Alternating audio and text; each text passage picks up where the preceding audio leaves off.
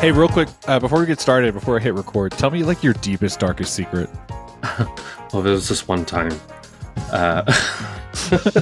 when I was at youth group camp.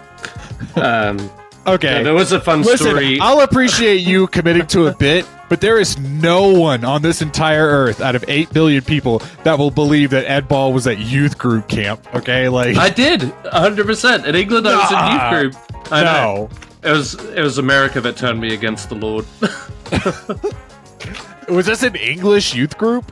Yeah. It was. My mum made us go to church every Sunday in England. My God, that's hysterical. And we were like the only family at my school amongst my friends who did. That went to church? Yeah. They were all like, outcast. I know, exactly. It's like, don't you know?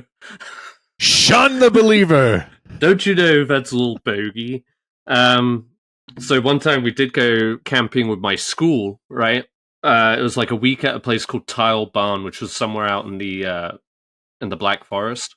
And it was just like my class, and so it was teachers and teachers' assistants, etc.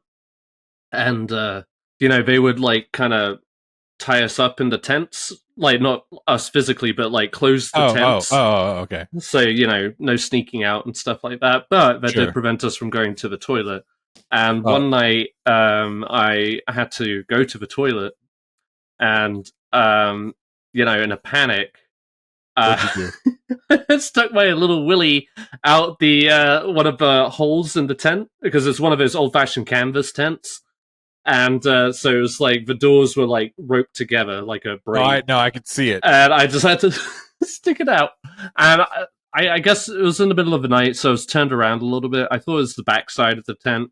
Turns out it's the front side. Yep. Because I heard my teacher walking past and being like, "What's that?" And then like a pause, and then just like, "Go to bed." Just Luis, just know in those first 3.5 minutes, just delete it. It's not just worth delete it. It's just, Welcome back to Punch Drunk Nerd, the podcast where 3 friends, 3 amigos, 3 bambinos come together to talk about nerd shit. I'm your host tonight, Miguel Sanchez. With me is Ed Ball. That's right, babies. Okay. Who let the dogs out? It was Luis. Okay. Yes. He's out this week. He's out. He's busy. It's the 2 of us. A couple weeks ago, I did it by myself. I said they shouldn't let us do this. This week, I think, no, we should only do this. Okay. It should only ever be me and you. It should be at least once. People never know what they're going to tune into. Like, is it going to be a Miguel and Luis week? Is it going to be an Ed and Miguel week? Is it going to be an Ed and Luis week? Which I feel like is the most polite form of podcast. But you do? This is the most put together one. It's different. It's different vibes. No, when you're by yourself, I think is genuinely when it's most put together. Thank you. So no, I like the chaotic vibes of me and you. We've known each other for a very long time, so we don't know what's going to happen. We can have an Ed and Miguel show. It's going to be good. So you guys know the podcast. We talk about the news. We talk about trailers. We talk about a feature discussion, or maybe like a what we're into. Maybe fucking none of it. We don't know what's going to happen. It's the holiday season. Thanksgiving was a week ago. We're like 2.5 weeks away from the Christmas break. Oh my God. You guys know that time of year at school? Do you remember that? Where like your teacher would start giving you a bunch of like random, they're like, do a crossword. And you're like, I'm a senior in high school. But okay, yeah, sure. We'll just do this. That's the vibe. That's the season that we're in on this podcast. We're hanging out. We're having a good time. Okay. We are going to all be together this year in Texas in a few weeks, and maybe we'll do another live episode. Or we won't, and that's okay too. Miguel and Luis couldn't hang last year. What? Try to have a sleep over. You guys. Oh, okay. I was going to say I thought we did an okay job. Although we did. Kristen, she was like, "Wow, you sound really drunk in that episode," and I was like, "Well, I was because I had been drinking all day." Fun fact, we were. Had been drinking all day. I loved us getting cozy on your couch, though. I could see my little socks kicking the entire episode. Yeah, and air mattress. And we were in a safe place. Bullet was with us the entire time. She was. We loved that. She was a good girl. She was a good girl. But if you guys want to go back and listen to that episode, it's from our Christmas New Year's Eve episode last year. But we're here now. Okay, it's after Thanksgiving 2024. We're ready to talk. Okay. Ed, let's talk about some news for a second. I think you put this on the doc. Apparently, you guys, before Ed gets into it, let me just say, y'all know what season it is, okay? You know what the reason for the season is, and it's awards season, okay? Hell yeah, baby. We are already talking about awards. Ed was like, hey, do you want to talk about like early predictions? I said, God, no, okay? But he did, and I said, okay, let's talk about the awards we've heard of so far, okay? Literally just dipping our toes in, because it's literally only just started.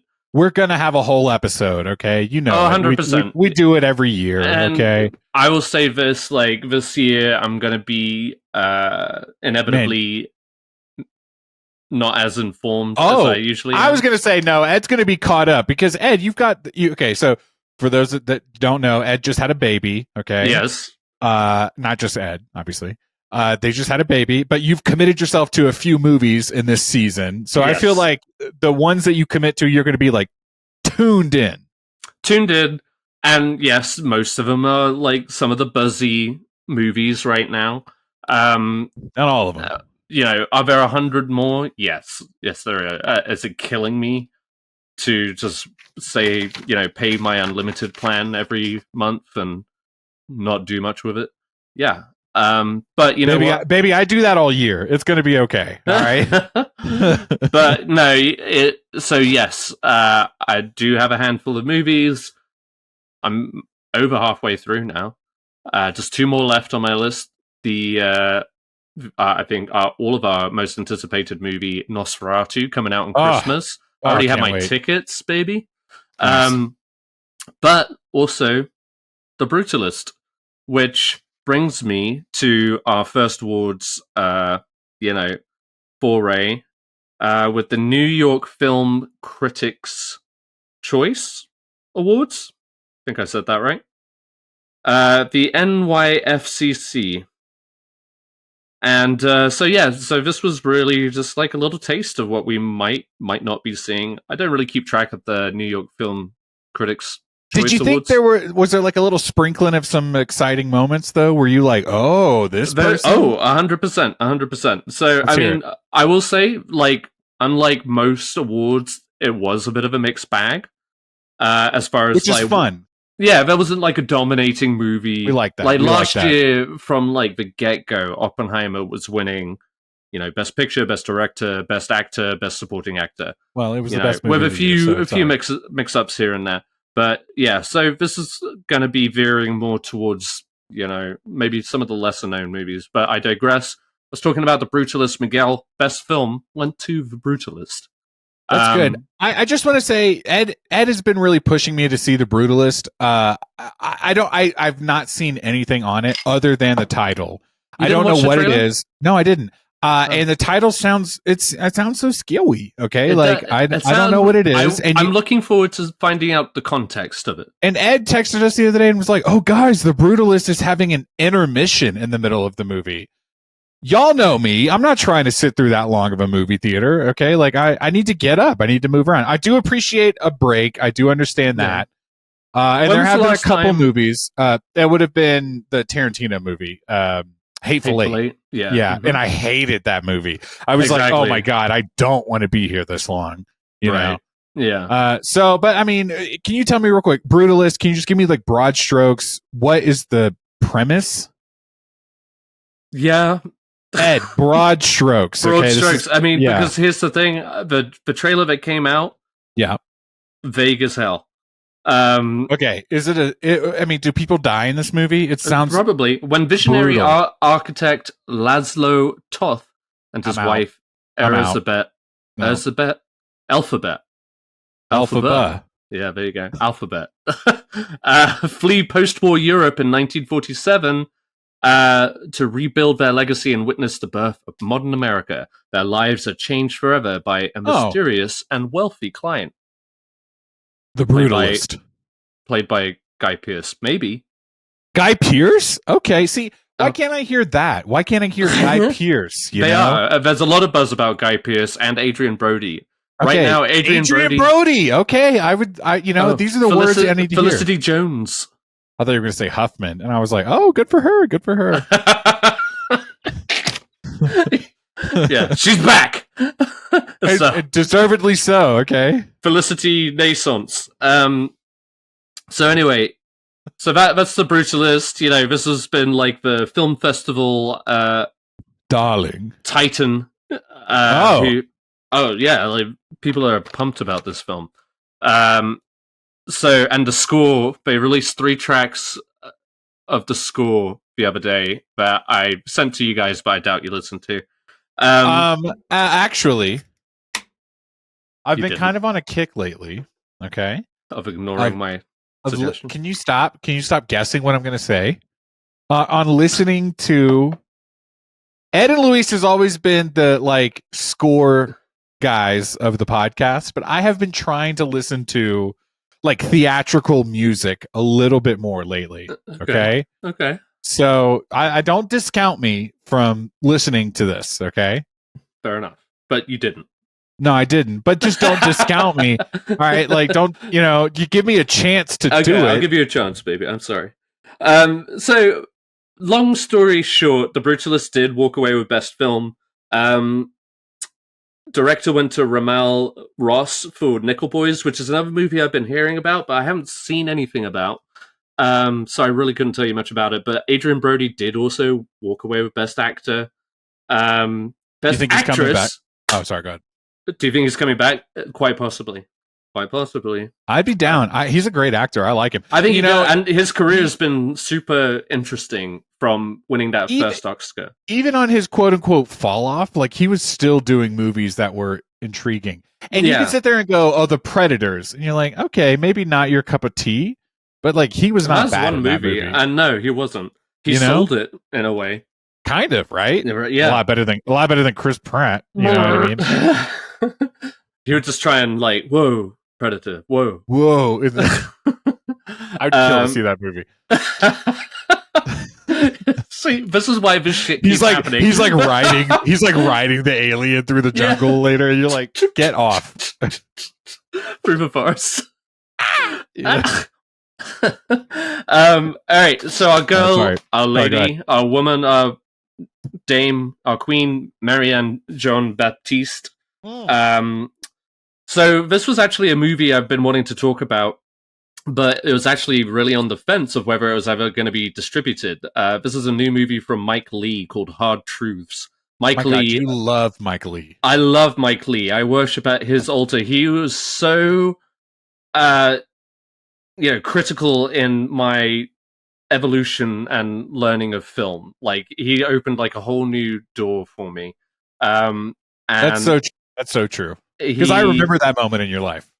Happy-go-lucky, right? I know exactly. I drug everybody I could to go see. Yeah, and it was a good movie. And then I drug you to another year, and then you were just like, "What's this up?" I was like, but that was that point in my life where I was like, "Hey, Ed, I don't have to see every movie you want to see." Okay? And and that's 100% true. That's 100% true. And like in hindsight, I was like, "Why did I do that?"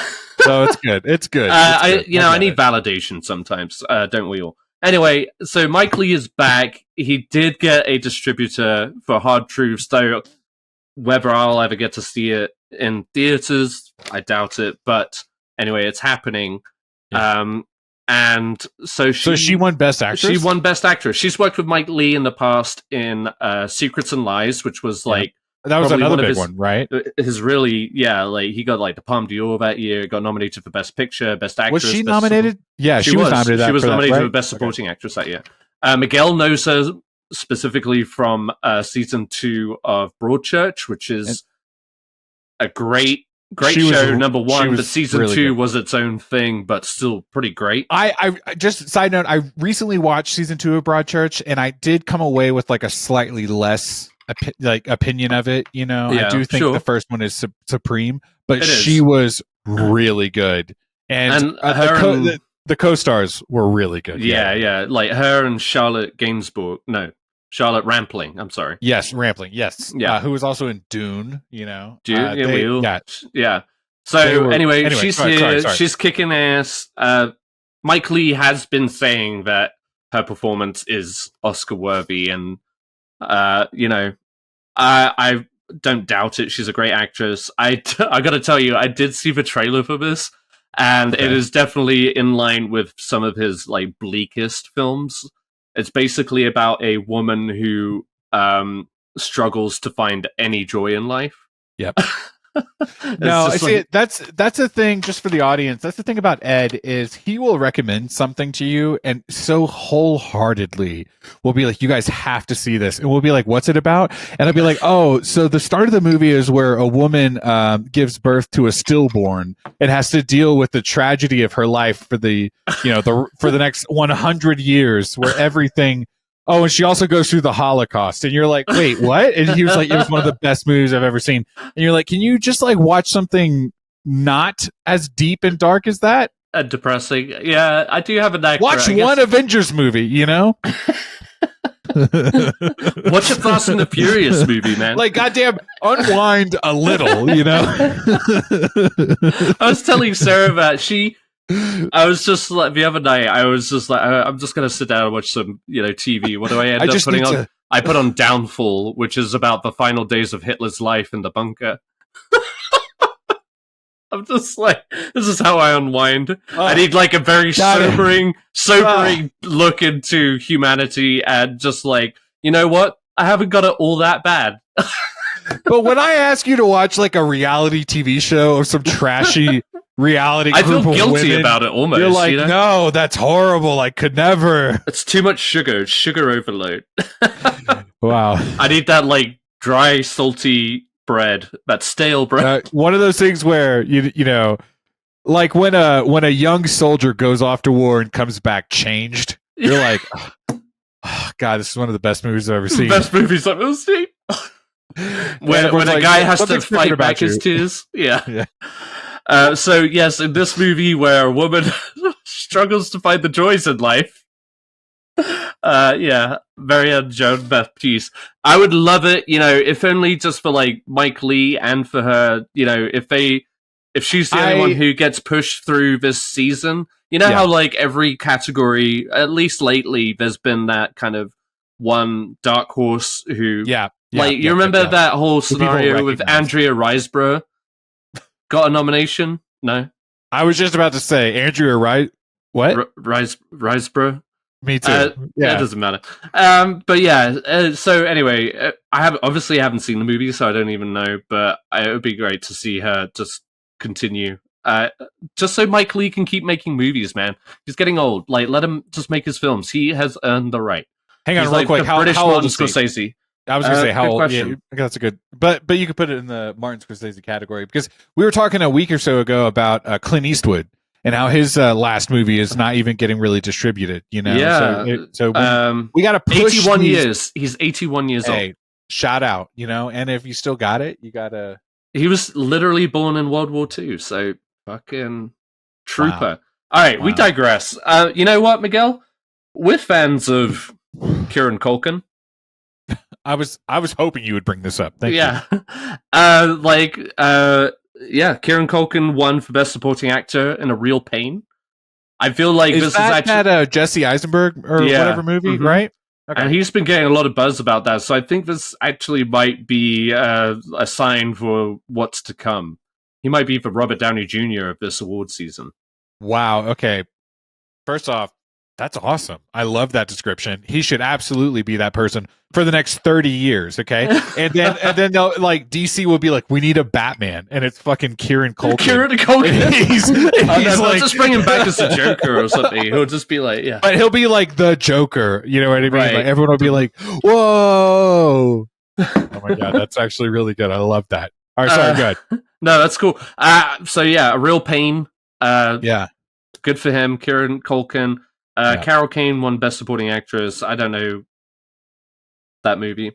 Honora won Best Screenplay. I saw Honora. I don't think Luis has yet. I think Luis should. Really? Did he? He's been talking about it. So not to me. But I think you both should see it. I think everyone should see it. Honora's a lot of fun. That animated film Flow, which is like the silent animated film with a cat. Okay. Have you seen that? That one? No, but I would watch it. Is it on Disney Plus? No, it's in like theaters. Oh, that old chestnut. Well. Anyway, so this is like a little precursor to what we've got in store. I would say like look to see the Brutalist and Honora popping up a lot. It would be great to see Marianne Jean-Baptiste be mentioned throughout the season, but obviously it's not getting like a whole lot of traction. But I just want to say for the people that are listening, okay, you're hearing her name. Say her name one more time. Marianne Jean-Baptiste. You're hearing that name and you're picturing some person that is not real. Like when you dream about people, you know what I mean? And you, whatever. This is a superb actress, okay? Google her, see her face, and you will be like, her? And you're going to be like, yes, her. Secrets and Lies. Seek it out. Broadchurch, season 1 and 2. But I'm going to talk about it later. Spy Game. She was in that movie, too. She was in Spy Game. I was about to say, you just mentioned her the other day. So yeah, there you go. The New York Film Critics Choice Awards. That's good. Just a little sprinkling of the award season there. Miguel, you know what? Awards come once a year, and sometimes you got to celebrate some anniversaries. All right, you do. And Ed's over here talking about he's getting into award season. I want to talk about an anniversary that's something kind of a big deal for me. Okay, Ed, Miguel, you're old. You're old like me. Okay. Yes. My back. Yeah. I mean, genuine. Okay. One of my very first video game consoles. Do you know what it was? You think was it a PlayStation? A PlayStation. That's right, Ed. Oh man, the segues are killing it lately. Okay, guys, PlayStation is celebrating their 30th anniversary. Can you believe that, Ed? Is it weird that I expected it to be longer? Like older? No, it does feel, that's good. That's I guess only because we're in like 2024, but I guess it makes sense, yeah. I would have said I played my first PlayStation game probably like 96, 97. So it had been out by that time, Yeah, sure. Before I get into the news, can I share an anecdote real quick? Can I tell you my favorite PlayStation story? I shared my Bear Willie... I thought I cut that earlier, okay, but you know what? If you would have got Luis cut. Yeah, release it through the tent. Okay, so I probably have shared this before, okay? But when it was probably Christmas like 96, 97, around then. I was 6 or 7 years old. And my mom, God love her, she asked me what I wanted for Christmas, okay? Quick side note, my wife and I have been talking about like when does our kid find out that Santa's not real? Okay. What? And she asked me the other day, do you remember when you found out? And it might have been around here. It might have been around this story. Okay. So my mom, she asked me, what do you want for Christmas? And I told her I want an N64 because everyone had the Nintendo 64. Okay. Sure. Yeah. God, what a lovely controller. The cartridge, 007. You know what I mean? Like, what a console, okay? And I said, I want an N64 for Christmas. Yeah. Okay.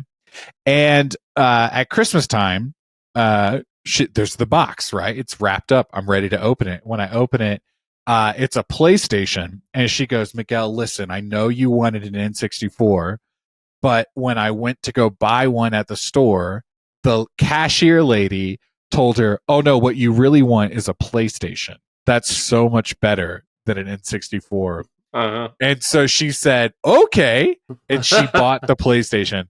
And it was one of those moments where it's such a visceral reaction. I can still feel my chest tightening up just thinking about it. I was like, great. Like, I love that for me. And I thought I was getting this like rinky-dink system. Guys, it's what ended up turning me into a Sony PlayStation fanboy for the rest of my life. I did eventually get a Nintendo console with the GameCube. Yeah. And I immediately jumped to PlayStation, back to PlayStation as soon as I could. So as far as a 30th anniversary, like I really did live these last 30 years with PlayStation. Okay? Respect. I mean, I remember I had a friend who had the PlayStation. The first one. And I remember he only had like one game maybe that was Driver. Do you remember that game? I do. Yeah. So yeah, I mean, but yeah, N64 was the one to beat. I remember Rogue Squadron. I just felt like that was the mainstream console because 100%. everyone had that, you know? Everyone had it, and GoldenEye was the thing, you know? But there were some pretty good PlayStation games early on that I did have. Sure. I mean, Spyro, Crash Bandicoot, Tomb Raider. Do you remember the PlayStation? The Pizza Hut PlayStation demos that would come on the box of pizza? Sure, yeah. Okay, I played a lot of those games. Tomb Raider. There was like a surfboard game. Man, there was a snowboard marketing game. Was wild back in the day. You'd get like the 90s, glass goblets with McDonald's. Yeah, like, come on. I know. We didn't have the internet games? like that. Video games? Come on. So I was playing the PlayStation 1 and Ape Escape, you know what I mean? I just eventually the controller went from a PlayStation controller to a joystick controller. Do you remember that? Where they introduced the analog sticks, you know, for the first time. Ed, think about your PS4, you know, the sticks in the middle of the controller. Ed, sticks in the middle of the controller. That was all the way back at PlayStation 1, okay? So it's been a long time, okay? And I ended up turning into a PlayStation fanboy. I've had a great time. It's been 30 years. PlayStation has been celebrating this year. They released a limited edition console PS5 that came with the color scheme of the original PlayStation, same with the controller. That like kind of grayish matte gray color, you know? Yeah. Where the colors of the buttons, the triangle, circle, X, square, they were like the colors of the original console. Yeah. But PlayStation said, it doesn't matter what console you have, we're celebrating our 30th anniversary. And right now, for a limited time, you can go into your settings, go to the PlayStation 30th anniversary settings, and you can change the UI, the interface, right? The screen. And you can change it from PlayStation 1, 2, 3, or 4, or the limited edition 30th anniversary. So I've done that a couple times. I put it on the PlayStation 1. And so when you scroll over, let's say, you know, you got your title of games, right? Your library. Right. And you go 1, 2, 3, 4 over. So depending on the console you've chosen, it's the sound effects from that console. You know, when you turn the PlayStation on, it does that. You know what I mean? Like, that's cool. Yeah. And it just it's evoking that nostalgia. So right now, for a limited time, you can do that with your PlayStation. PlayStation 4 will do it.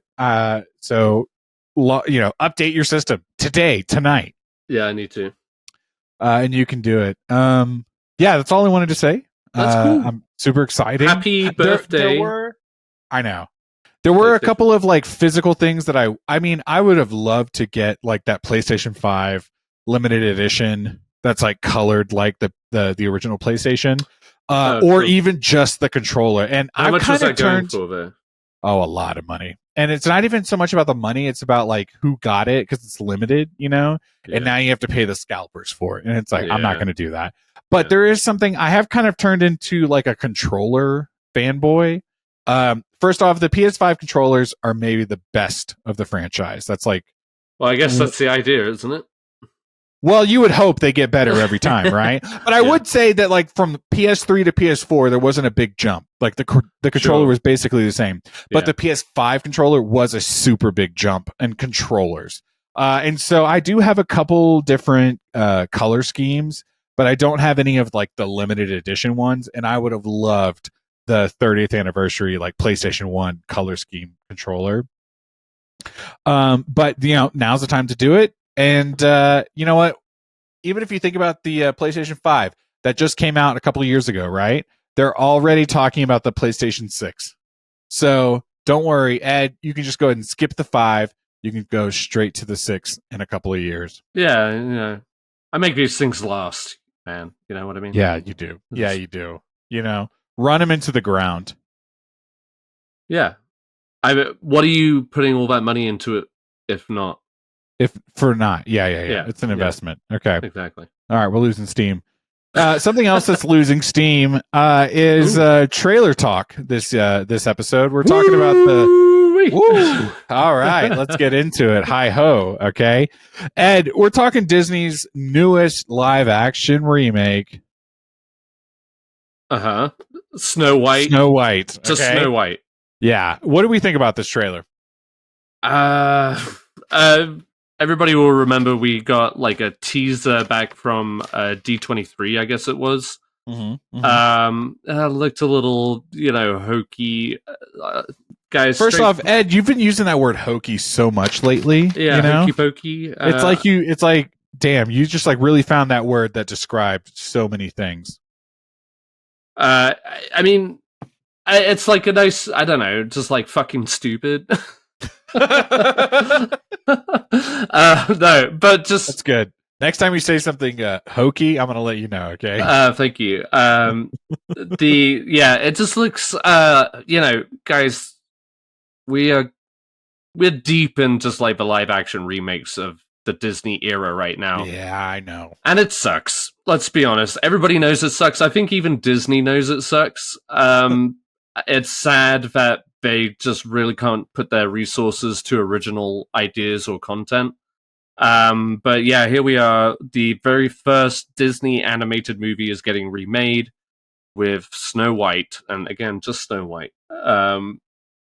But the Seven Dwarfs are present. And we get our first like real good look at them in action in this trailer. We got to see. Let me ask you. Can I prompt you just real quick? Okay. Please. I feel like there are 3 directions we can go. If you had to, so I feel like you're about to say, "I'm going to shit all over this movie." Okay, let's just go ahead and say that. All right. Only if that's the vibe. There are 3 directions I feel like you could go. The lead actress, only because of the controversy. Gal Gadot as the evil queen. Hang on. Yeah. And then the CGI dwarves. Okay. Yeah. So let me ask you this: which direction are you going? Okay. Just so I know what I'm supposed to say. What was the second one? So it's the lead actress, Rachel Zegler. Gal Gadot is the evil queen, and then the dwarves, the CGI dwarves. Okay. Yeah.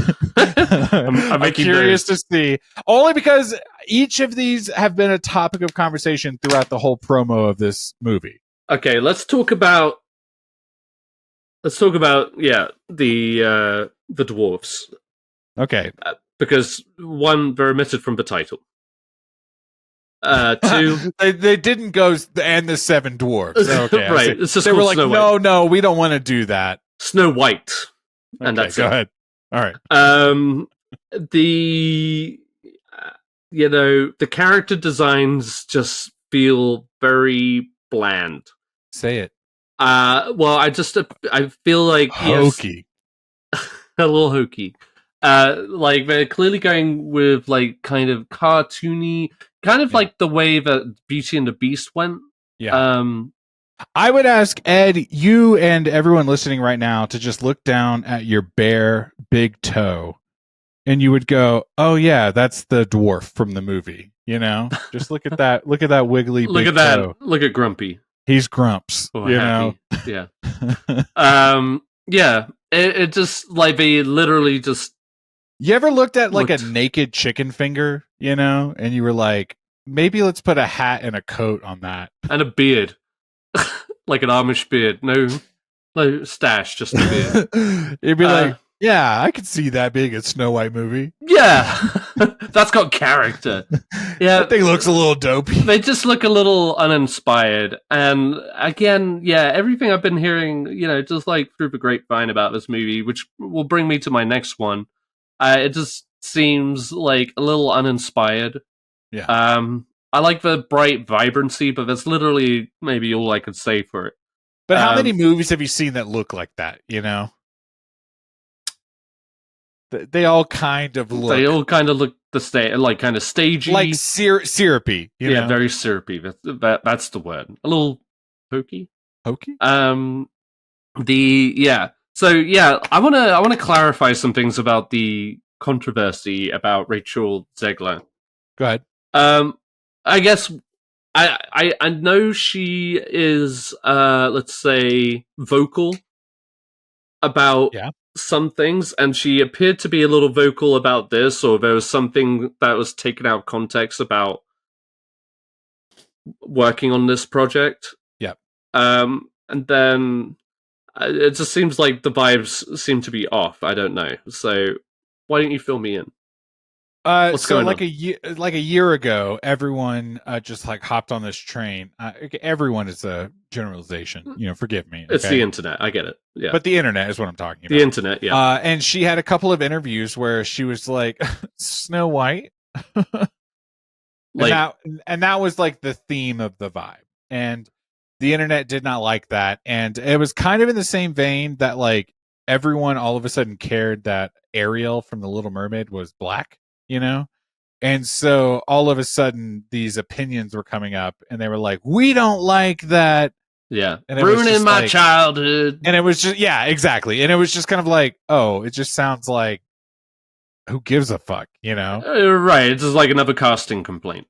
Exactly. And yeah, she had a couple of interviews where, I mean, she's like a younger Gen Z Yeah. actress and she's very straightforward in her opinions. And I don't know, something about the internet just really doesn't love ladies that are opinionated A little and speak vocal. their mind. And Yeah, you weird. Go, oh, I've heard that before. So, yeah, no, it was just that's what I was curious about. I didn't know which way you were going on. Like, are we going to talk about the controversy, quote unquote? No, But then it's like, also been a here's the year since thing. that. So. Well, I do. It just does seem to be hanging over it. You know what I mean? It's just like, Yeah. Oh yeah, I know there was something up with that, and it just kind of dampened. Not that I was like looking forward to this movie. I wasn't, because the live action movies just don't work. They suck.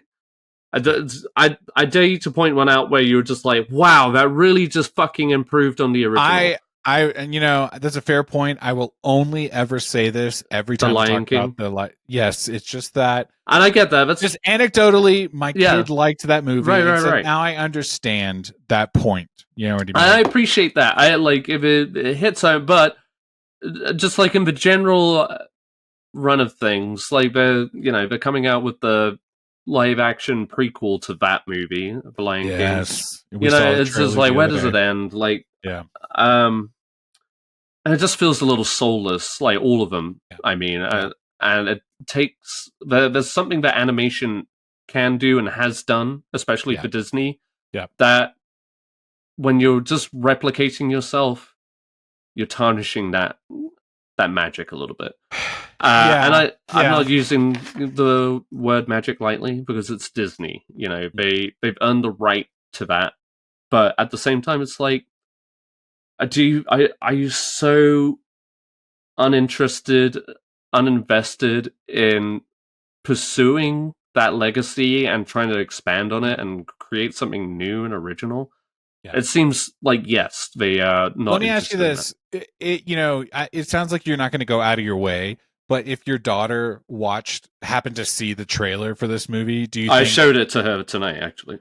Oh, you made an effort. Okay. But like, do you think if she was like, Daddy, I want to see this movie, then would you go see it? 100%. I went to go see The Little Mermaid, and I had my thoughts about that film, but you were like, why is she black? No. No, God. But here's the thing, though. It's like it never really ever comes down to the actors. It is always just the interpretation or the retelling of the story. Yeah. And it sucks. Like, The Little Mermaid felt sloppy and uninspired. And again, like, if you're just rehashing and copying and pasting scene for scene, line for line, it's hard to get that taken with it. Especially growing up with, and granted, yes, the children have not grown up with these movies like we have. So we're more sentimental about it. And the people who are more upset about it are the grown-ups who grew up with these films. And I get that. Right. There are movies that lend themselves to live action adaptation, some that don't, and some you just feel like it's money grabbing. This definitely feels like that. So I don't have a problem with Rachel Zegler. I think just purely based on West Side Story, I think she's a very talented actress. And she could definitely carry a note. West Side Story. I've not seen that, but I have, because I don't know if you heard, I kind of like that Wicked movie. Okay. And so now I'm kind of thinking maybe I do want to see West Side Story. She was pretty good in that. Yeah. And let me tell you right off the bat, I don't consider myself a West Side Story fan. I was not a fan. You're not a West head? I'm not a West head. I did not like the music from the original musical or film, either or. It never really, I just never felt compelled to go back and visit it. And, Steven Spielberg doing it, I went out of my way to go see it on IMAX. And it kind of blew me away. Now, is it a movie that I revisit? No, but it was a movie that visually, storytelling wise, and acting wise, like it hit. Did you on all cry the in that movie? So hard. Okay. There was the quote unquote balcony scene. Yeah. That was just so stirring. The way that it's shot, like Steven Spielberg was like working on all cylinders for that film, which felt like he hadn't done in a long time. It was a passion project, and I thought Rachel Zegler was very good in it. Obviously, Ariana DeBose came out of that film on top, I feel like, above everybody else in that cast. Yep. But it was a solid cast through and through. You also had Mike Face from Challenges. He was in it. He was really good in it.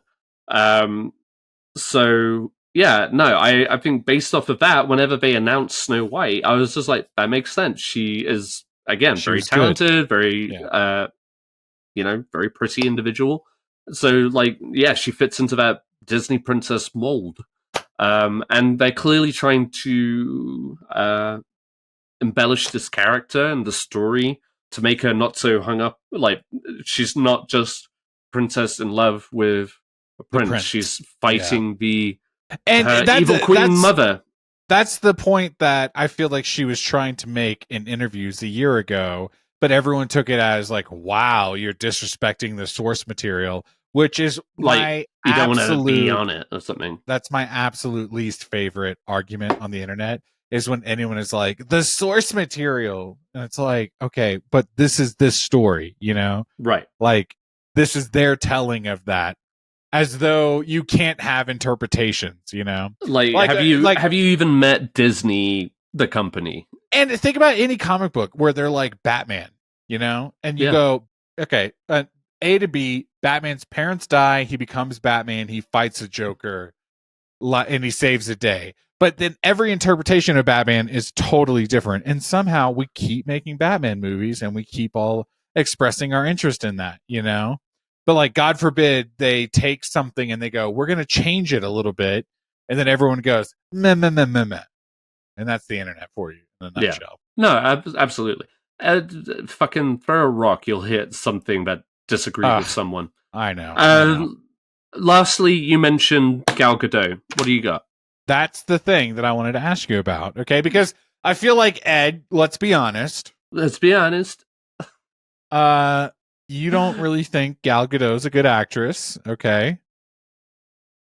It was, and if it had to be anything, it was the Imagine video she did in COVID, and you were like, I don't like that. Sorry, do you know the bit I'm making? Do you remember that? No. The Imagine video? Oh fuck, yeah. Imagine the people. Yeah. It did rub me the wrong way. I guess it did rub everybody the wrong way, but it was a weird time, Yeah, we were just trying to survive.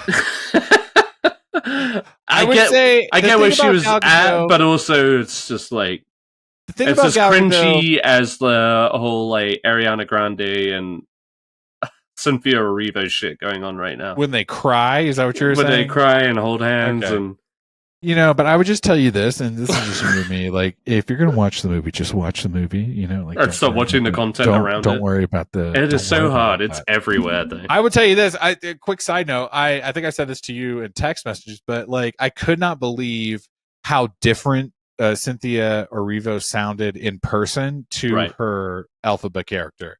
Like, she sounds like she's from London. Not only in acting, but in the song too. Like, every time she sang, I was just like, this does not sound like the same person. Sure. She is very talented, so I'm not going to get into it. No, I 100% agree. I think she is very talented.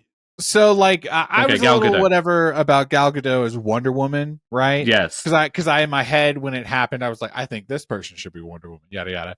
But then she came out and I was like, oh, I see it. I get it. But then I thought she worked 100%. And the first Wonder Woman in like Batman versus Superman, I was like, I get it. And then I saw some really shitty Wonder Woman movies. Okay. And I was like, I don't really know if this is working. Maybe it's not her. Maybe it's the movie, the choices. I think it was like more the movie, maybe.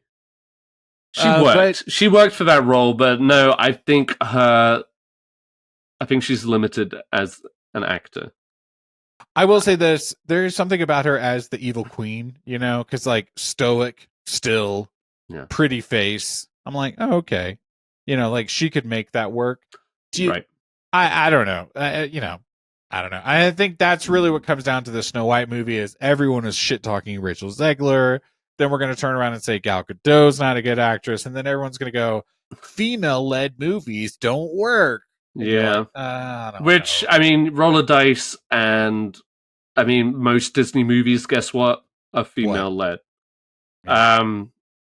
So, it just, but this, I think comes down to the core issue of just Disney just pushing these things out, whether they work or not, whether they're relying solely on the IP at this point. You know what I mean? It's like they know this shit will just make just enough money to justify its existence. I will say this though, watching the trailer, because Wicked just came out, they were kind of smart to hold off this long because it feels like they're Wicked. It feels like the same vibe. Yeah.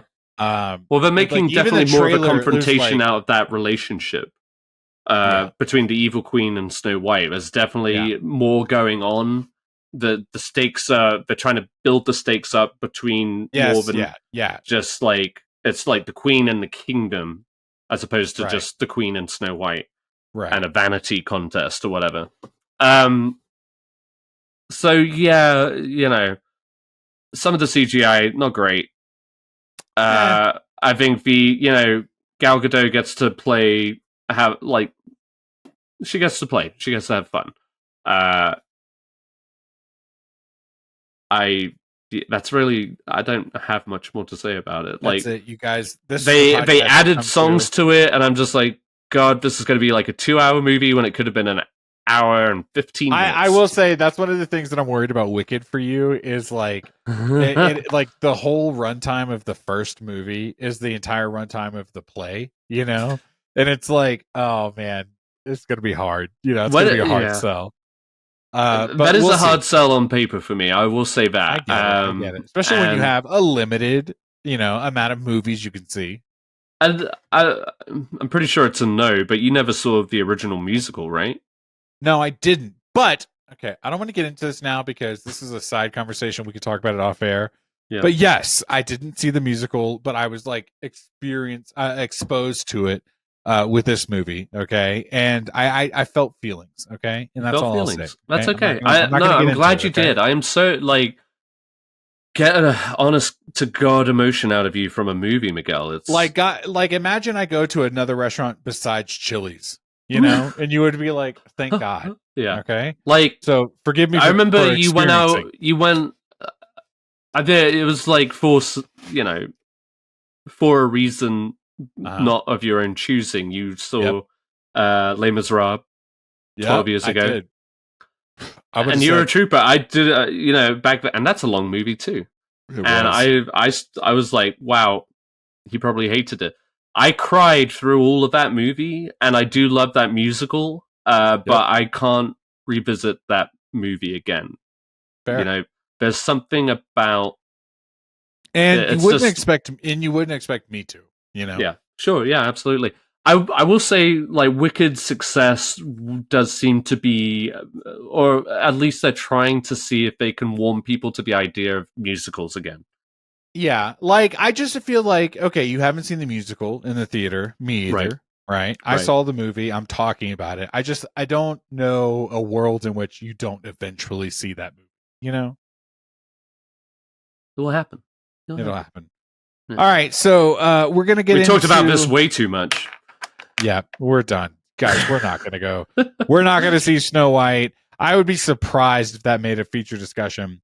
And speaking of, we don't have one this week. We're getting into it. We don't need to talk about anything specific, but we need to talk about it now. Okay. No. So Ed, Yes. the biggest thing that's happening this week, it happened today. Okay.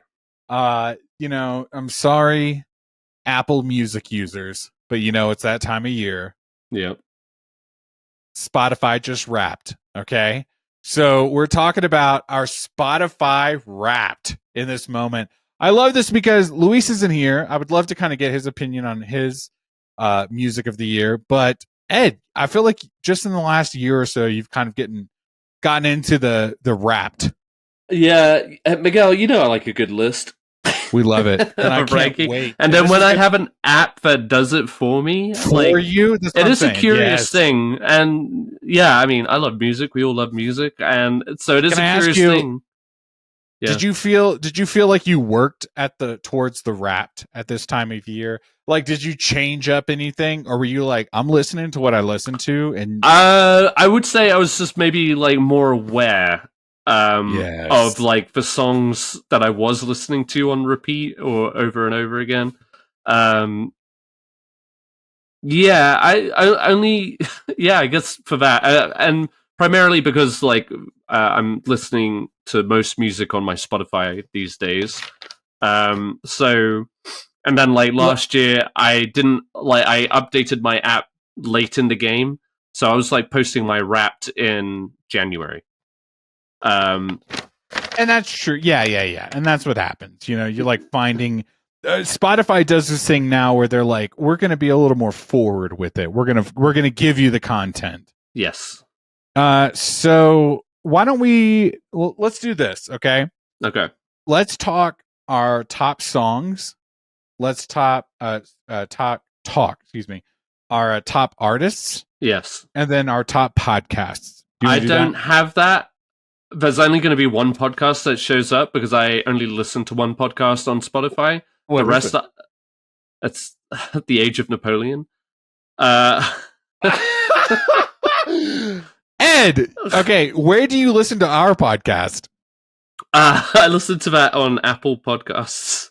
Okay, I'll just tell you right now, I listen to all of my audio content on Spotify, so I have, I guess, a little more of a diverse list. Okay, I look forward to hearing that. But yeah, literally, like, it's always been on Apple Podcast. Wow, I guess I have everything. I have everything like saved there. I guess like my progress is saved there. Like my Empire podcast, my Empire Spoiler Special podcast, our podcast, yes, and then all the other like I had a relationship with that. Our bottom 10 is ours for some reason on yours. I would say, no, I'm a Spotify diehard fan. Okay, like I've had Spotify for several years. With the first year they did Spotify Wrapped, I was like, lock in, let's go.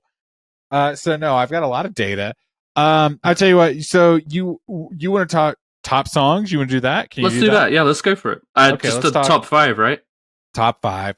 Uh-huh. Top 5 songs of the year. Before we get into it, all I want to say is that as far as Spotify Wraps go, Miguel has had an evolution. Okay. I'm seeing this word evolution, and then when I pulled up my evolution, it just showed me all the songs that I've been listening to. So, no, I'll give you that. But and I have been. Did I not evolve? No, I have been listening to a lot of the same songs this year. But if you compared the last 2 or 3 years, Spotify Wrapped, Miguel has definitely gone through an evolution. Yeah. So I tell you what. Do you want to do? Hey guys, we're talking to Spotify Wrapped right now on the podcast. Why don't we do our top 5, bottom to top? We'll go back and forth. Okay, done. All right, number 5. First. You want me to go first? Yeah, go on. Let me tell you a surprise hit. Okay, on my top 5. Ed, you'll appreciate this. You're a dad. Okay, I am. And so there's probably aspects of your life where you kind of lose a little bit of yourself to your child. Yes. That is evident on my number 4. Okay, I can't wait to hear that. Okay, so as far as my music is, because think about this, we have Spotify on my phone, my wife's phone, on our Alexa, on our robots in the house, and the boy knows how to access all of that now. And we went through a big movie this year, and I don't think it came out this year, but for us in our house, it was a big movie. Is Elemental, okay? Oh, And what sure. was the Wow. big Yeah. song on Elemental? It was Love's "Steal the Show." My number 5 song of the year, That's crazy. "Steal the Show." I'll tell you this: I like Love. All right, he puts out good songs. Would I necessarily like put him in my top 5? Probably not. But when I plug the phone in, when we ask her to play some music, especially while we were watching the movie earlier this year, this just became a big hit. And I will only tell you this to branch off of it real quick is I asked my wife, we were talking about our hits for the year, and Yeah. like 3 out of the 5 top songs were this and like 2 or 3 Trolls movie soundtrack Oh songs. man, and that's Man. because you have it connected to your Alexa.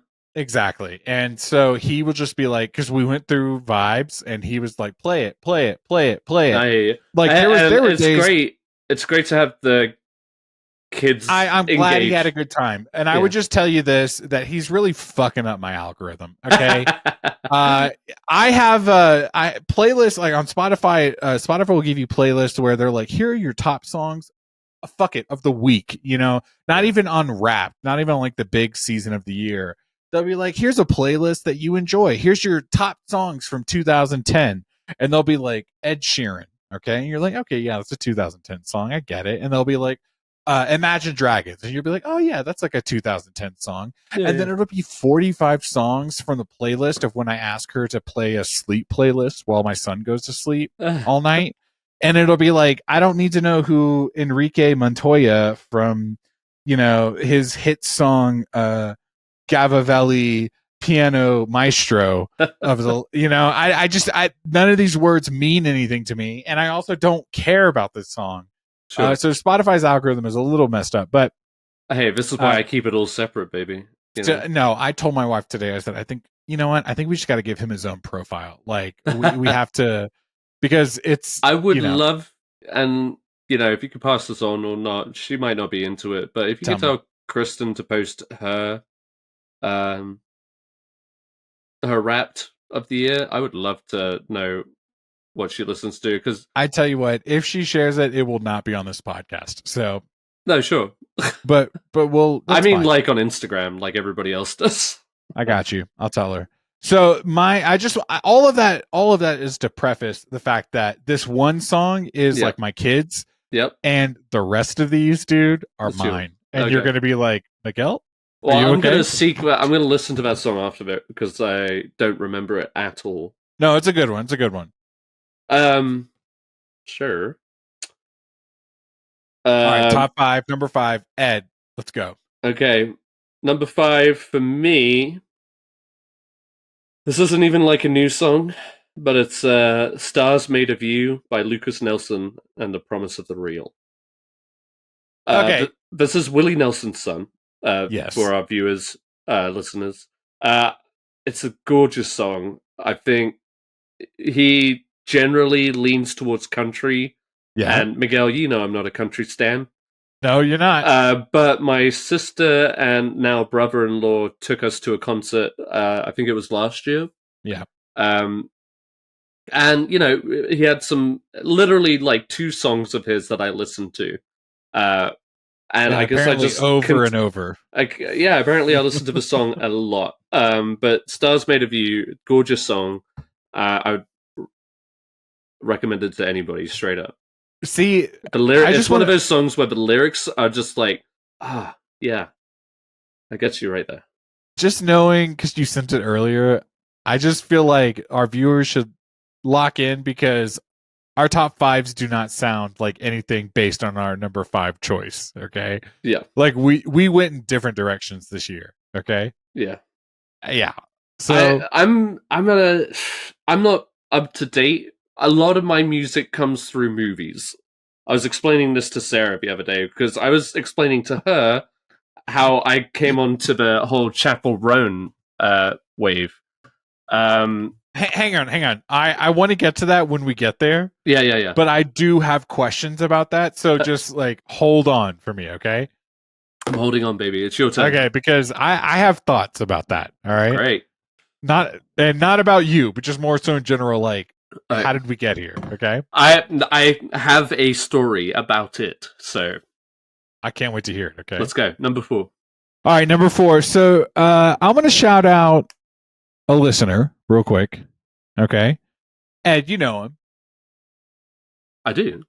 Darian Hunt. Okay. Yes. He listens to the podcast. Earlier this year, like 6-7 months ago, I said, I'm kind of getting into country.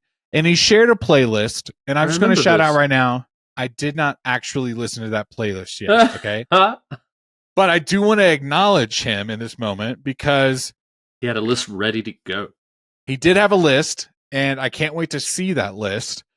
But in listening to the rest of my list, I've gone super country this year. When I heard the whole list, I said, "Oh fuck!" I went really hard. I went really hard this year. Okay, so just to shout him out because I will go back and listen to that list to see if any of these songs are on it. Shout out, Darren. Regardless, I did lean super country this year. My I hope number one 4 of them song, is like a Beyonce. I'm just going to be real. Don't bring that up again, okay? Because it's going to make me sound like an asshole. Okay? I did not. You didn't like the Beyonce country album? No, I just didn't listen to it. Like, not even because How I didn't have I like listened to it. Holy shit! I just didn't. No, if you're listening to Chapel Roan, I just assume I've obviously listened to the Beyonce. I'm a slut. I'll listen to like, ooh, people are buzzing about this. Anyway, go ahead. I know. So I listened. Ed, I sent this to you. Okay. This was kind of like I think I'm getting into country music. Okay. This was earlier this year. I happened to come across it on an Instagram reel. And it was Luke Combs performing this song in studio. And I bawled my eyes out. Okay. Is that wait. The in studio part. Uh-huh. What a. I think I might have sent it to you, but I ended up jumping off of because like some some music people will do like a studio version for YouTube, and it'll be like them recording it in the studio. I see. For like the music video, but then they'll also put out like an actual music video or the actual. Right. Because I was gonna say like most songs are recorded in a studio, so no, and that's fair. That's fair. I love that logic. So no, Luke Combs, this was kind of the first one for me that like I was like, oh my god, I think I want to start listening to country music. It's a song called The Man He Sees in Me. Okay. It's a song about his son, and it's basically just like I'm raising this little boy. He's in the song he's like 4 or 5 years old, and you're going through these like 4 or 5-year-old moments, and that's currently what I'm going through. Okay. Yep. And then the song transitions to him saying like, I hope when he is my age, that he looks back on the man that I am and he like wants to be that person, I'm trying my hardest to be like the man he sees in me. And that ended up being just like one of those moments for me where I was like, oh my God, this is a super heartbreaking song. Yeah. Like I'm like tearing up at work and I'm trying to like hide it from my coworker. I'm not crying, you're crying, Fuck you. And this was the song where I was like, I think I'm going to start listening to country music. And I started putting a playlist together. And then it ended up being a country playlist. Okay. Like I could not believe my number 1 song for the year. Yeah. Okay. So shout out Luke Combs. I sent this to you. Do you remember this song? No, yeah, I do. I remember vividly the conversation because you were trying to explain to me why we had come to this crossroads of you having listened to country music. I know. And like I said, it was all on social media. Like I accidentally heard this song. I felt like when I recommended Lucas Nelson, my number 5 spot. Yep. Way back when, which I feel like was before this happened. Yep.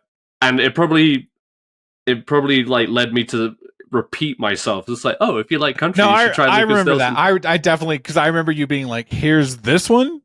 And you were like, yeah, we've done this, like, yada, yada. What I like about Lucas Nelson is like he also smokes pot, so it's like his dad. So it's just he's like chill country. Believe it or not, this song was not about smoking pot. It's crazy, Yeah, no, it's about not NASCAR.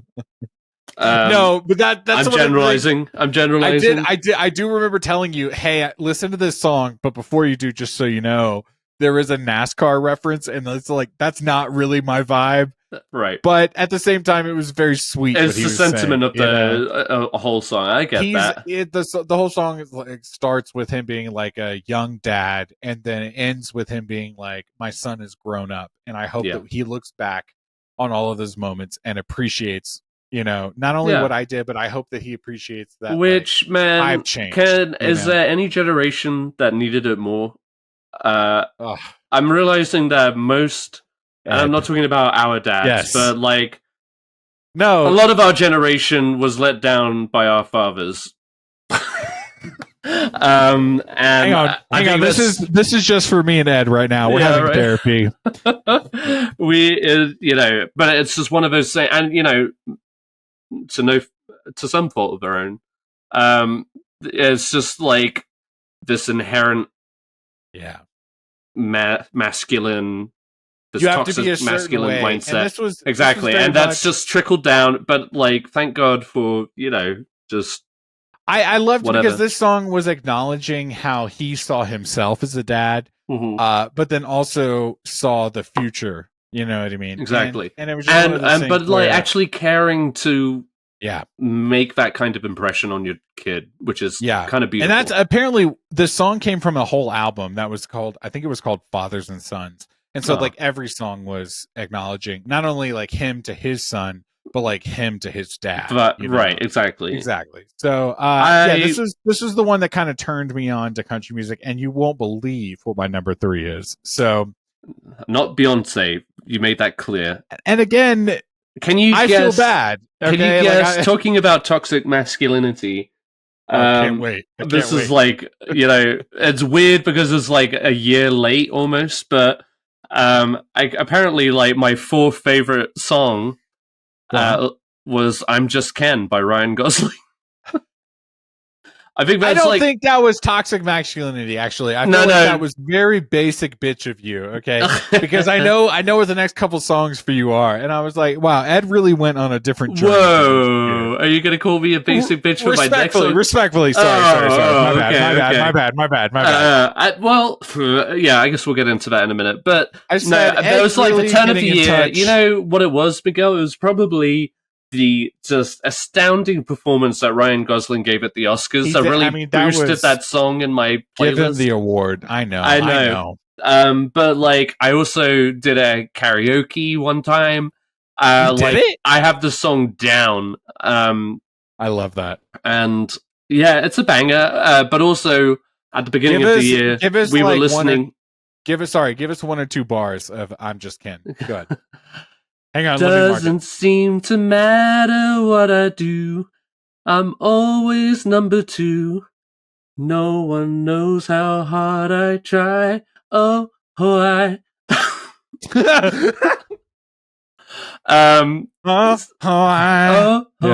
good. That's good. I have feelings that I can't explain, driving me insane. No, me and my daughter listen to this a lot in the car too, because we got her to watch that movie, and she dug it for the most part. Ken was silly. Yeah, it's just a banger of a song. I mean, what can you say? Iconic. And it's a crowd pleaser. If you ever go to karaoke, it's worth belting out. I'm kind of excited because I asked our friends. We get together on Christmas. I was like, let's pick a karaoke song. I didn't realize that was maybe your go-to karaoke. This might be this year. Yeah, I'm usually like a little shy about it when it comes to. Oh, I love that karaoke, but I love being shy about karaoke because my next like 3 songs are all songs I would sing at karaoke, and I would also be very shy about. Okay, so let's do it. All right, you're number 3 then. So I was just talking about Luke Combs and this like sentimental dad son figure. Yeah. Oh, can I? let me take a half step back. The next 3 songs on my playlist, my son can sing almost every word to these songs because Nice. we live them in the in the car. All right. My next number 3 song of the year is also Luke Combs. It's from the hit Twisters Oh soundtrack. God, yeah. Okay. Ain't No Love in Oklahoma. Oh My my God, God. I love this song. If I play it in the car, and I understand you might not be the audience, but Luis is listening right now, and he Luis goes, was on it. I know. It's when you guys vibe like that that just drives me insane.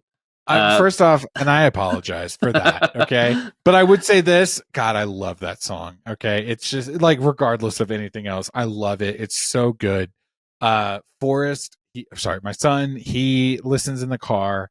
If I just go, ain't no love, a week ago, so we were on Thanksgiving break and he was out of school and he was like hyper as hell, jumping up and down every day of the week. There was one day where he was running around the house screaming these lyrics, and he was like, "Ain't no love in Oklahoma." And I was like, "No one prompted you to do that, okay?" Oh But he man. was having a great time, and you know what? It's a solid song.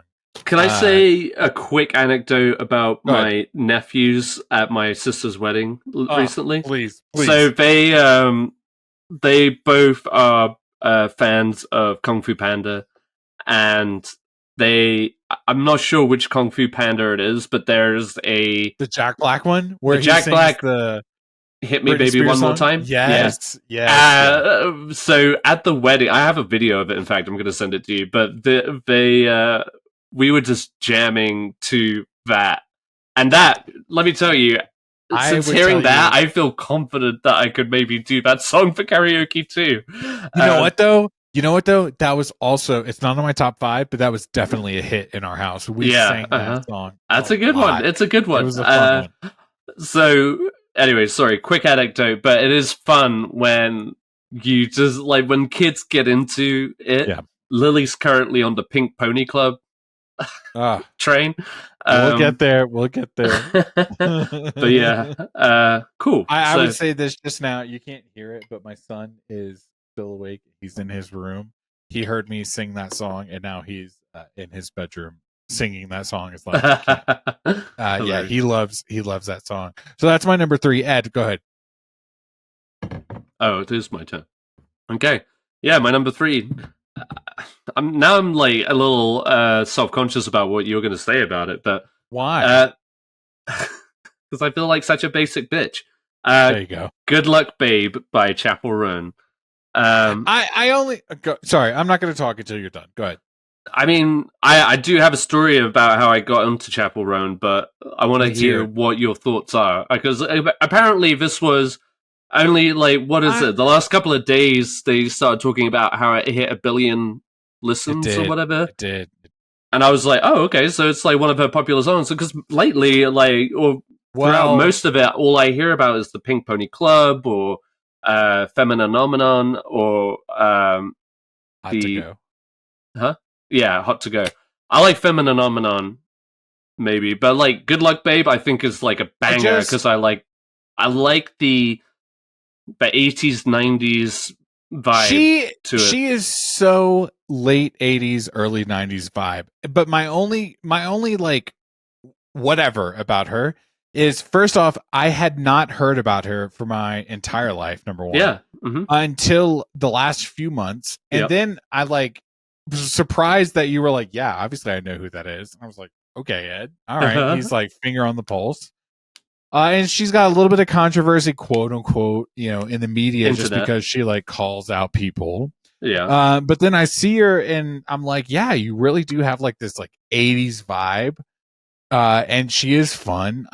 She's already in Fortnite, I didn't know that. But no, I was more so just like blown away because I mean, maybe in the last like 3 or 4 months, she's been big in my circle, but apparently she was way bigger before that, Did you like I saw some concert with her where it was one of those like musical festivals, and she had like, I mean, thousands of Thousands of people, yeah. Yeah, And that's the I was crazy just thing. like, It's I like didn't she even know that you cropped were up who you were. Yeah, over exactly. summer. Yeah, no, 100%, Yeah. 100%. I was like, because like everything has been so like, oh, Taylor Swift and shit like that. No, she is Just so like on jam. the opposite stratosphere. Oh no, 100%. But I mean, just like the way that she's popped up Yeah, and become like almost instantly a household name but within what, yes, 8 months? and again, it's like, how did you get thousands of people at your show, and I have never heard about you? Exactly. Like, I would like to say, Ed, I'm pretty like finger on the pulse on pop culture. There's usually like a on this one, I build-up. missed There's a it. I build-up, missed it. Yeah, right? yeah. No, she was there all of a sudden. Like exactly, like fully established as if she had been here releasing albums for the last 5 years. No, so here's my story of how I got onto her. Let's go. And Sorry, go ahead. proof of point how most of my music comes through movies. I There's a movie earlier this year called Kinds of Kindness from Yorgos Lanthimos with Emma Stone. And Emma Stone, as we all know, is going through kind of like this wonderful golden era of Yorgos Lanthimos projects where she's doing really fun roles. And she was doing an interview. It was kind of like, they were interviewing the star and the director, etc. A junket, press junket, or whatever. And somebody, I guess, just asked them, like, what do you guys listen to on set or whatever? And she said, Chapel Roan. And I was like, I don't know who the fuck that is, but I'm really into Emma Stone right now and Yorgos Lanthimos. So I did the good old Spotify, this is Chapel Roan. Wow, good for you. And I listened to a good bunch of them, and like I said, I like Feminine Omenon, I liked Pink Pony Club, but Good Luck Babe really stuck out to me. It is like a anthem. I love it. It's a great song. I listened to it on the way home from work today. But I'll go to bat for that.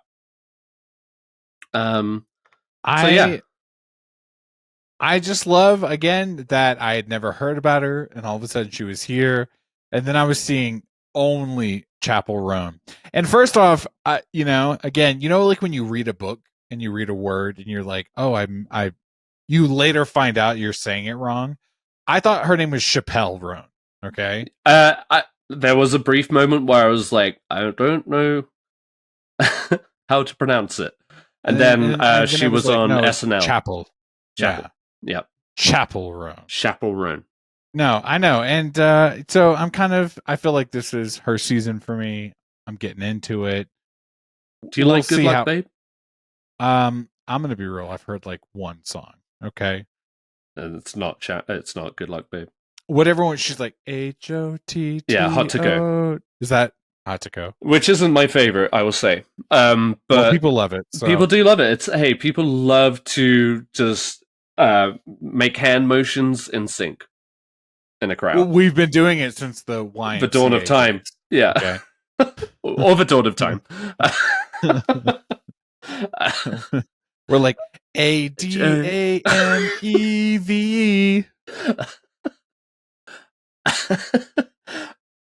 Miguel, we're into the top 2. I'm curious to hear. You don't want to hear this. You do not want to hear my top 2. I promise you. Okay. No, I'll tell you this. My number 2, I wish this was my number 1. Okay. I have gotten into, again, all country music for the rest of the podcast. Okay. Chris Stapleton. Do you know who that is? I do. I love Chris Stapleton. Okay. My song of the year for him, apparently, was You Should Probably Leave. Okay. And again, the last 3 songs on my playlist, all of these songs I would sing in karaoke. But no, okay. You Should Probably Leave is, oh my God, such a good song. And he's got a big bushy beard.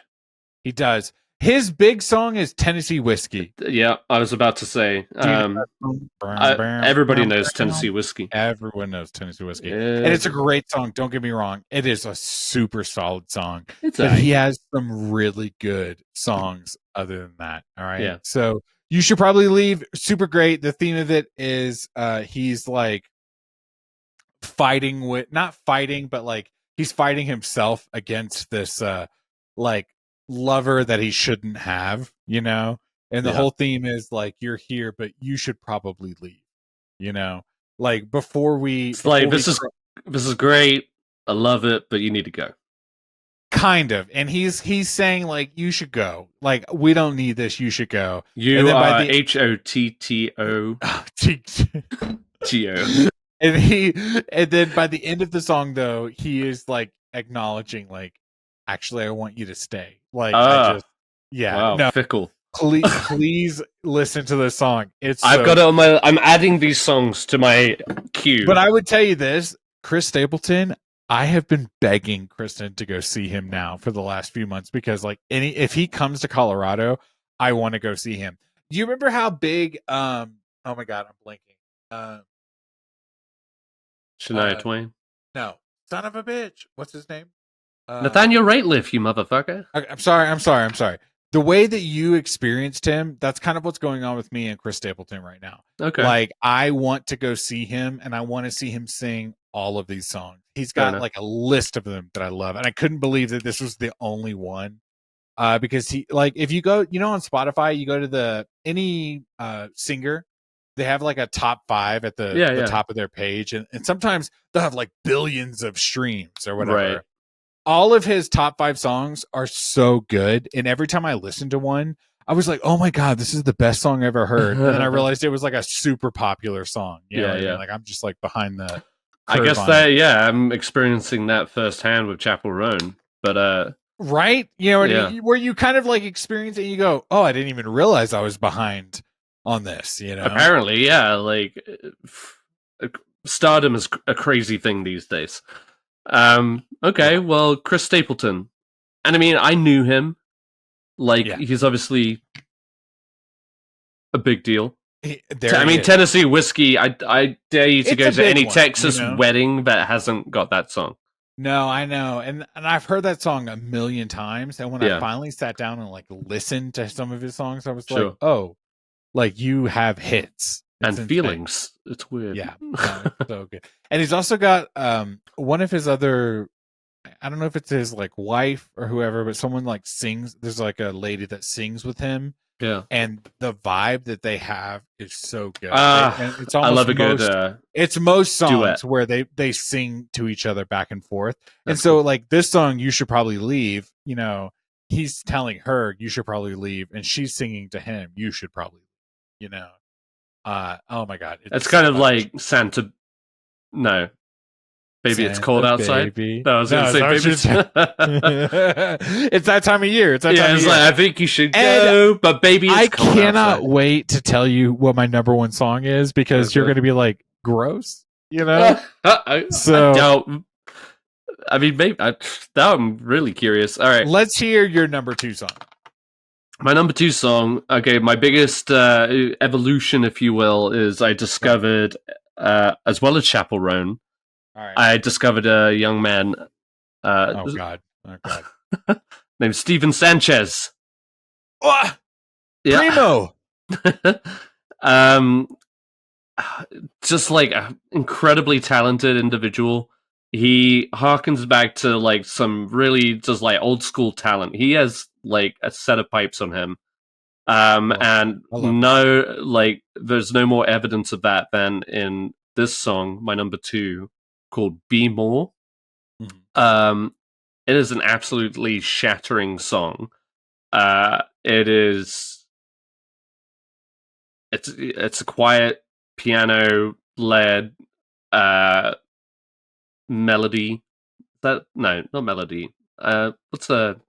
I don't know, but it just like carries so much weight to it, and he hits some notes that I just. The first time I heard it, my jaw dropped. I was just so immersed in it, and then I went back and listened to it again because the build up is incredible. I really implore you to check him out. He, again, just really talented. He's got some bangers in there. It's like, you know, nothing like, I don't know, as spicy as Chapel Roan is. But it's funny, just like my top two artists are these two artists I discovered just this year. But yeah, Steven Sanchez, I've been jamming to a lot of his music this year, but Be More was definitely one of them. It's not like a party song. It's not a song I would dare sing for karaoke. Because But again, it's a vibe. It's it is a vibe, into. but it's such a beautiful song, and it really just like hits. If you could just like isolate yourself from everything else going on around you and just like tune into the song and just listen to this man like go there, it's just breathtaking. And I would love to see him live purely just for this song. So yeah, that's all I got to say about it. I would recommend it to you and everybody else, since you too are a Sanchez. But yeah, Be More by Steven Sanchez. Just off of that vibe alone, I would say the exact same things, like 100% verbatim, about my number one choice, Defying Gravity by Wicked. No. Okay. Already? No. I was like, how is that possible? Oh my god. Could you imagine if I had leaned hard into it like a week I've actually just listened to it on repeat since I saw that movie. Holy cow. No, I cannot wait to tell you my number one song. It's embarrassing. Okay? No, just fucking say it. No, I could not believe. Okay, let me take a half a step back. Again, I think I said this already, but most of my top 5 songs, I think actually every one of my top 5 songs, my son can sing every lyric to, because I've played them that much. And when it came up, I was like, oh my god, I really need to like take a step back. Okay. Was this another Twisters song? You wish it was. Okay. Do I? It is very country themed. Okay. Oh boy. My number one song is from the country artist, Morgan Wallen. Do you know who that is? I don't. Damn, that's your chapel. That's your Chapel Roan. Okay. I don't see anybody talking about Morgan. Morgan who? Morgan Wallen? You don't know who that is? Morgan Wallen. Bro, if you look up his this is Morgan Wallen, you'll hear like most of his songs and probably the N-word. But I would say that Morgan Wallen. What was the song? With the N-word? No. What was the song that you're about to? I was like, it was actually not a song. It was just real life, and it's actually super embarrassing. But no, my number one song, and his number one song would probably be he's got a song with Post Malone. I had some help. I wish I could that is take number that one. Uh-huh. But his other song was Last Night We Let the Liquor Talk. Can't believe we. That's what his song is. No, my number one song is Morgan Wallen's "You Proof." Okay. Where he sings about a girl that he can't get over. Do you know what album it is? It is his. Oh god, this is I found it. There it is. It's in One Thing at a Time, his album. And it's a song where he is like, "Oh, my girl got away from me," which is 100% of the songs he sings. But You Proof is about how he's like, I got to get just like drunk off of like 100 proof liquor. You know, he's got to get off of You Proof liquor. Does that make sense? You Proof. You Proof. He's like, I need something You Proof. I need it. Okay. Right. He's got to get so drunk. That's the song. It's like, to forget you, I have to get so drunk. And that usually works in relationships, as we all know. And he says that though. He's like, okay. Actually, he's aware. He's self-aware. He's like, actually, it doesn't work. You know what I mean? But I couldn't believe how many times I listened to that song. And actually, what I was telling Kristen earlier is Spotify will create playlists because they're like, oh, you listen, kind of like Instagram Reels. Okay. Yeah. Do you ever watch like one reel and then they like show you 25 reels of the same thing? Yeah. Spotify is kind of the same thing recently, where they're like, oh, you listen to that song? Here's that song 100 more times. And then at the end of the year, they have the audacity to be like, you listen to this song a lot. And I'd be like, well, because you, all right? You spoon fed it to me. You gave it to me. All right. But actually, it's a super good song. I like it. But there was a moment where Kristen was like, "I can't listen to this playlist anymore," and I appreciate her for saying that. Like, it has been super country leaning, and it's only going to get worse this next year, baby. to be honest. All right, I just hope next year you have a Lucas Nelson song on you. Maybe I will. Stars Made of You, baby. You could apply that to anybody in your life that you love. Oh, I love that. See, that's the thing about country music is just like every song I hear, it's like, oh God, I feel that. Like he's singing about his beer right now, but he's actually singing about his dog who died. But it's more than that. Yeah. It's more than that. Yeah. Okay. No, I appreciate it. I appreciate that. All right. So, Miguel, you ready for let's wrap this up. Let's number one. Let's Spotify wrap. Steven, I told you, Steven Sanchez. He came into my life this year. Go on. My number one song is Evangeline by Steven Sanchez. Sing it. Give us the bit.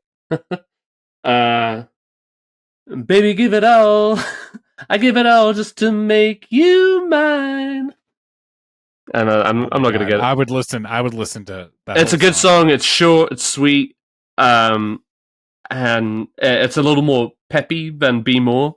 Yeah. But again, just like another example of Steven Sanchez's talent. He has like such a classic sound to him. I love it. Like he's up there like with Elvis at this point. Not really at this point. Like he's with Elvis. Like as far as his vocals, it's just like it's solid. Like it's sexy, but it's also beautiful. It's touching. It's engaging. I think probably one of his most popular songs that most people will be familiar with is Until I Found You. Like, I would never fall in love until I found her. I said I would never fall. I know that song. Yeah. Yeah. Unless it's you I fall into. I was lost within the darkness. Yeah. Man, he like the instantly so just like memorable. He's got it all, man. 100%. I would try and see him live. I think he has the chops for it. But yeah, Evangeline, great little number. One. Check it out. My number one, Steven Sanchez. I just like I feel Evangeline. Evangeline. God, I can't wait till we get together for Christmas and do karaoke. Just like let's just do our rap. Let's just do our raps. All right, everybody else, just shut up. Me, Luis, and Miguel are going to play our raps of 2024. Top 5. Here we go. Woo! Ain't no tell, whatever, Oklahoma.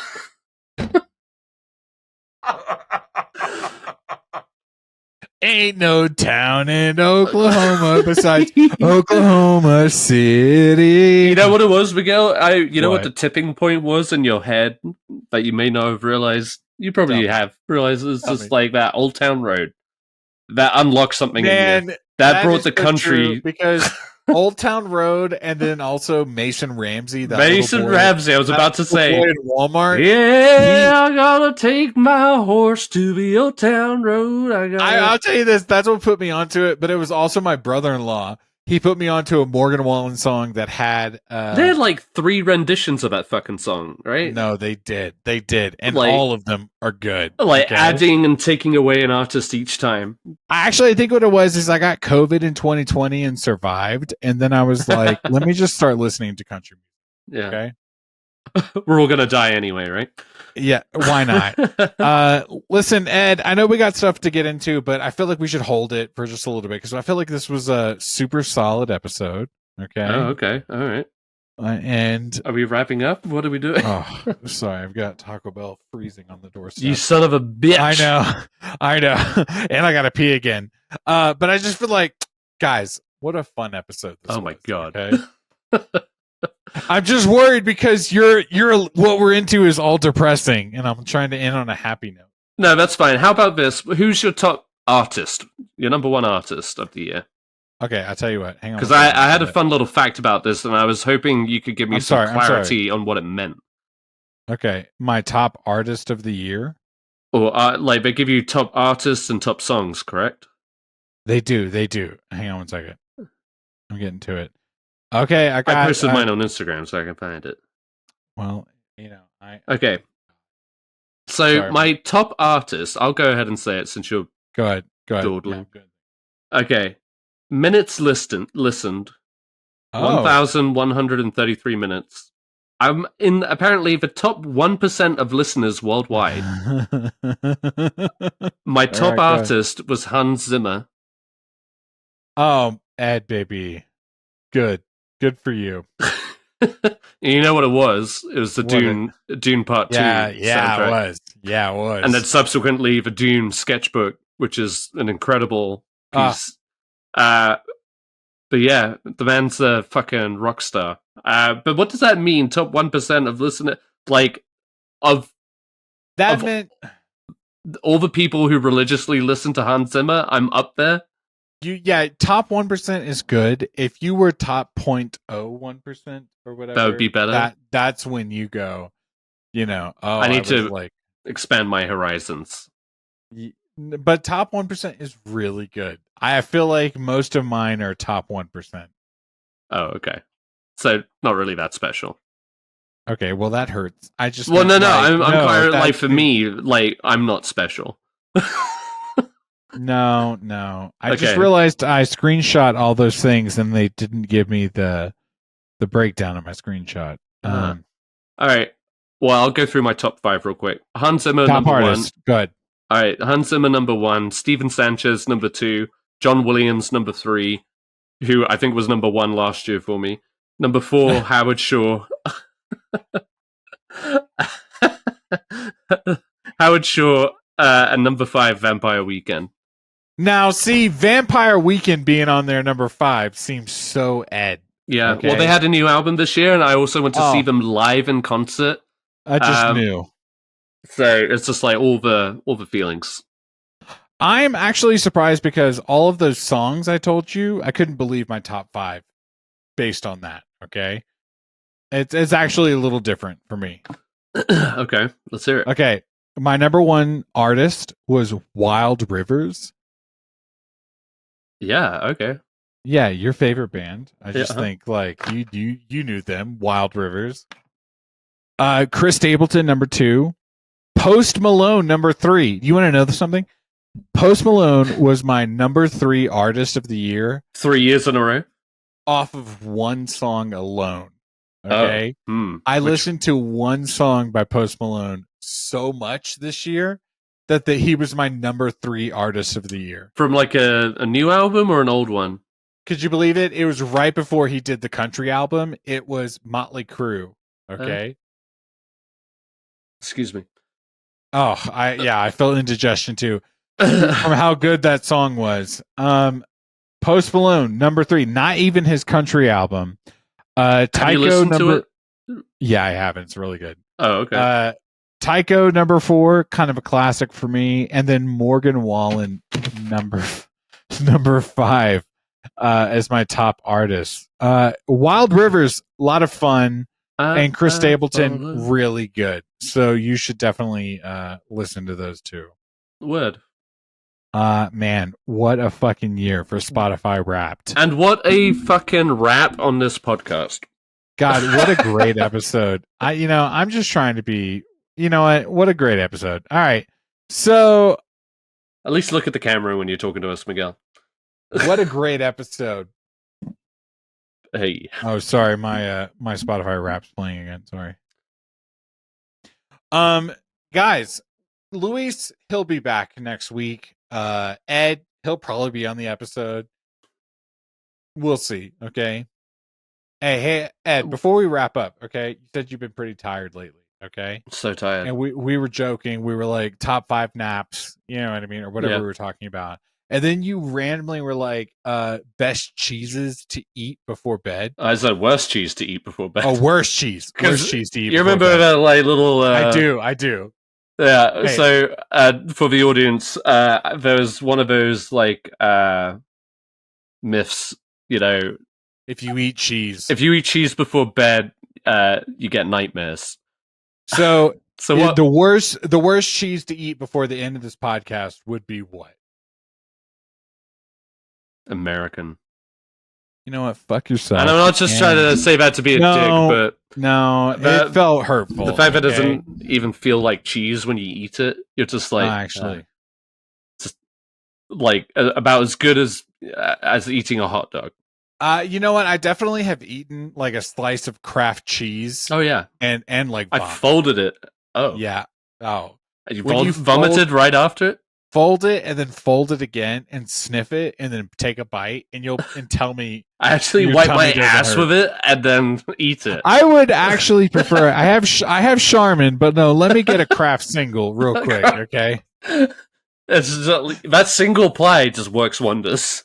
Yeah, it's like that's a thick piece of cheese. You know, like there are those videos where people like throw a slice of cheese and it sticks. Ed, have I told you this?